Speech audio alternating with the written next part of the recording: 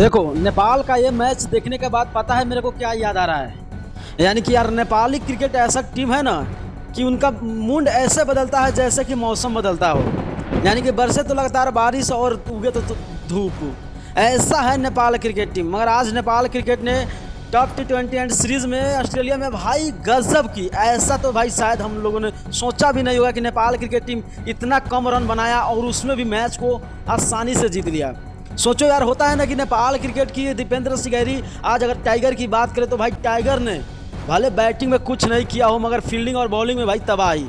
शायद मेरे को आज यही लग रहा था कि दीपेंद्र सिंगेरी ने जिम्मा लिया था कि भाई हम आज पूरे फील्ड में मैं अकेला ही फील्डिंग करने वाला हूं। और आज देखे होंगे 4 कैच पकड़े हैं दीपेंद्र सिंगेरी ने। ऐसा कैच पकड़ा कि भाई ऑस्ट्रेलिया सीरीज में सब लोग सोच रहे होंगे, मालवर के टीम सोच रहे होंगे कि यार किस तरह की ये टाइगर है। सच में यार टाइगर है। छलांग लगाने में अगर बात करें तो टाइगर ने आज इतिहास रच दिया। और ऐसा इतिहास रचा कि शायद हम सब ने सोचा होगा कि भाई किस तरह की बल्लेबाजी होता है, किस तरह की बल्लेबाजी किया जाता है, आज खुद देखने को मिला। यानी कि गजब था।